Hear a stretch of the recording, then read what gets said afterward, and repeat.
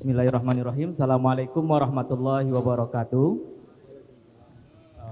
Perkenalkan, Prof, nama saya Muhammad Sulaiman Ridwan. IAI Diniyah ini saya diamanahkan di Dekan Fakultas Ekonomi dan Bisnis Islam. Terus terang penyampaian dari Prof ini sangat menarik, kita kaji, dan saya ini sangat bahasanya entah daging semua atau tulang semuanya ya, karena daging tulang itu nopang satu sama lainnya. Tapi begini Prof, ini kan syarat dengan kajian ilmu hadis ya. Artinya kita itu kalau mengambil ilmu harus tahu sanad.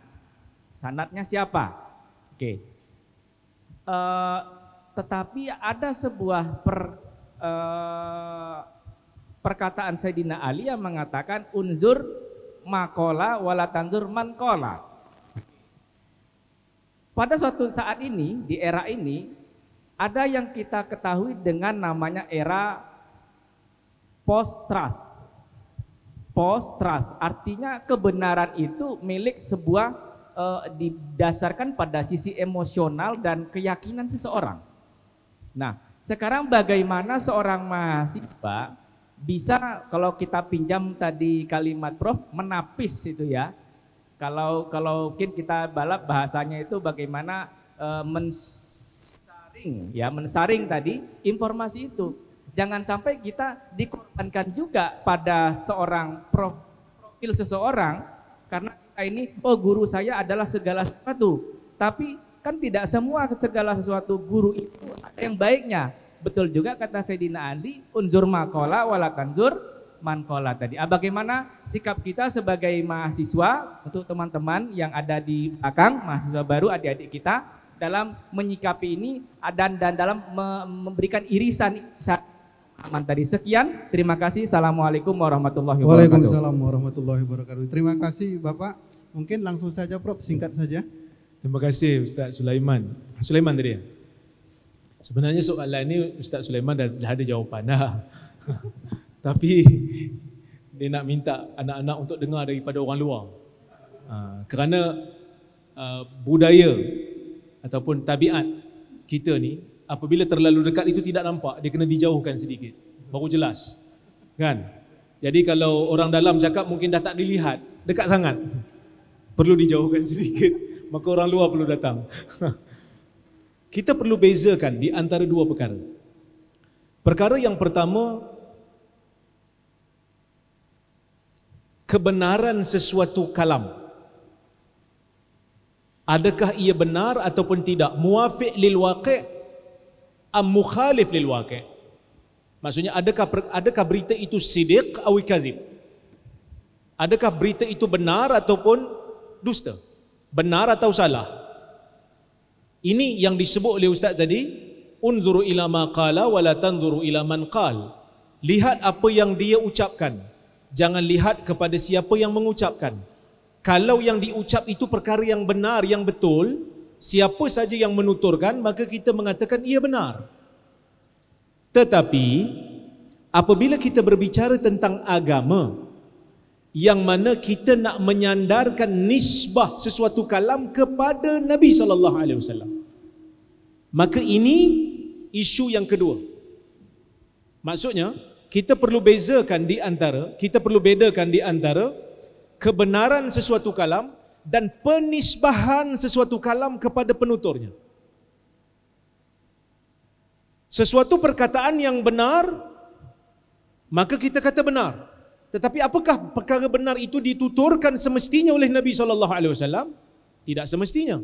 Saya mengatakan ini botol air. Botol air boleh mengandungkan air. Adakah pernyataan ini benar? Benar. Tapi boleh saya kata Nabi SAW mengatakan botol air boleh mengandungi air? Sudah pasti ialah satu penisbahan yang salah. Kerana di zaman Nabi SAW botol plastik ini masih belum ada. Maka yang dibincang tadi berkenaan dengan sanad dan sebagainya, itu adalah penisbahan. Bila kita nak menisbahkan sesuatu kalam, maka perlu membawa bukti. Tidak semestinya perkara itu benar, maka boleh disandarkan kepada Nabi SAW. Kan? Saya lelaki, betul atau tidak? Betul? Keterkesan dengan LGBT tadi. Saya lelaki, kira betul lah. Boleh saya kata Nabi SAW mengatakan Rozaimi itu lelaki? Tak boleh. Walaupun perkataan itu benar. Kerana menisbahkan sesuatu kepada Nabi SAW itu memerlukan kepada proses yang lain. Jadi bila kita sebut tentang agama, agama ini ada proses yang dipanggil sebagai penilaian sesuatu kalam. Maka perkataan yang disebutkan tadi itu benar. Tengok apa yang disebut, jangan tengok siapa yang menyebut. Tetapi apabila nak disandarkan kepada Nabi SAW, bukan hanya melihat kepada isi kandungan, tetapi perlu melihat kepada kebenaran penisbahan. Kerana beza, amat berbeza apabila seorang manusia menuturkan sesuatu kalimah dengan Nabi SAW yang menuturkan.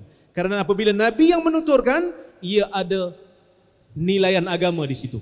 Tetapi kalau yang menuturkan itu saya, kullu ahadin yu'khadhu min kalamihi wa yurad. Setiap orang boleh diambil kata-katanya dan boleh ditolak. Tetapi kalau Nabi SAW, perkataannya tidak boleh ditolak. Jadi untuk menjadi mahasiswa, bila nak menyaring maklumat, nak menilai kebenarannya, perlu dilihat adakah kita sedang mengkaji penisbahan sesuatu kalam ataupun ingin mengkaji tentang kebenaran kandungan kalam tersebut. Sebab dua perkara. Kan macam saya bersembang dengan berbicara, kata orang apa, kalau orang Malaysia kalau bahasa sinetron tu ngobrol. Di sini bahasa apa? Dipanggil apa? Ngobrol lah. Kalau ngobrol dengan kawan-kawan, tiba-tiba saya bagi tahu. Nih, mari sekejap. Pengacara tadi, pengacara nama apa? Bapak Haris kata awak gemuk. Jadi yang si gemuk ini sudah kecil hati. Kenapa awak kata saya gemuk? Haris kata, saya tak kata. Awak tak kata pun betul, memang dia gemuk pun. Kan betul? Tengoklah apa yang dicakap, jangan tengok siapa yang bercakap. Penisbahan berbeza, kebenaran maklumat berbeza. Dia mungkin gemuk, tetapi nak menyandarkan perkataan itu kepada satu orang, itu berbeda. Wallahu a'lam.